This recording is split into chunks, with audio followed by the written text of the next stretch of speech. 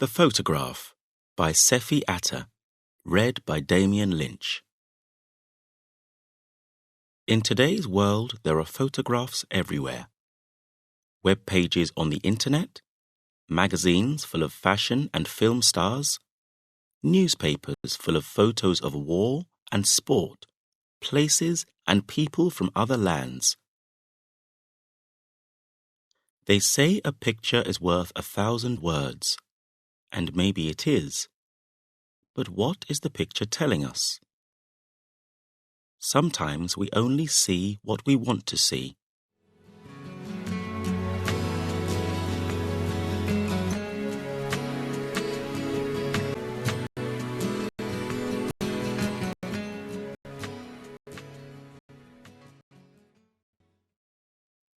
Make a picture in your mind.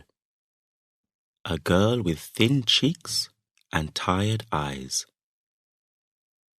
Her arms and legs are as thin as sticks. She is only skin and bone. Clouds of dust circle above her head as the food trucks drive away. Their wheels leave marks on the dry ground, and soon only the marks show that the food trucks came to the village and left. The sun is at its hottest. The African sky is unending and cruel. Even the white men with cameras, busily taking photographs of the usual fighting over the food, are now getting ready to leave. They pack away their cameras, jump into their cars, and drive quickly away to cool, modern hotels in a city miles away. They are photojournalists. One of them, sunburned and hot, dressed in a shirt and jeans, kneels down on the dusty ground to take some photographs of the girl before he leaves.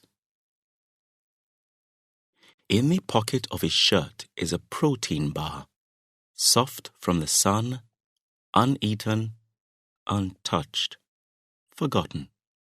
He doesn't stop to think about the uneaten bar in his pocket and the starving girl. He is only one man. What can one man do in a world where life is cruel, and governments cannot or will not help their people?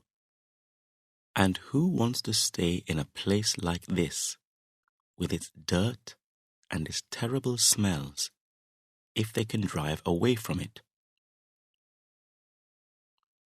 The girl caught the photographer's eye. She was in the middle of a group of boys, fighting just as strongly as they were, when the food trucks arrived. But she was pushed down and fell under the boys' feet. The boys stepped all over her, and when she could move again, the bags of rice were all gone. She stayed there, red-eyed, moving her fingers slowly over the dusty ground. The journalist takes his last photo, returns to America with his bag full of films. One of his photographs of the girl sells and is placed on the front cover of a news magazine. "You've caught the face of hunger in Africa," the news editor tells him. He wants to tell the editor that this photograph is just one face, in one village, in a country full of hungry faces. But he does not say it.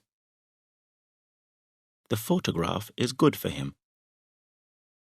More people admire his work and want to buy his photographs for their magazines and newspapers. The photograph is in most news stores by the end of the month, even in those bookstores where people go only to read the magazines and not to buy. They look at the face of the African girl and quickly turn away to enjoy the rest of their shopping trip. but the girl's picture stays in their minds. A teenager has just finished looking at the clothes in Vogue, an expensive fashion magazine.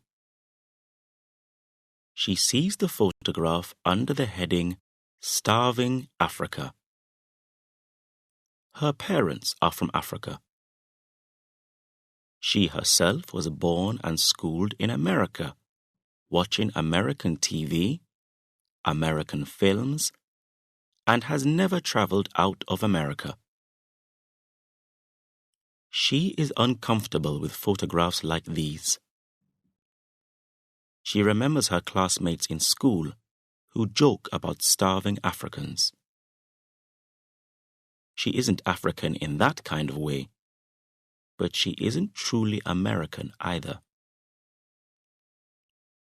When she was younger, Cinderella, Snow White, and all the other girls and princesses in the Disney films didn't look like her.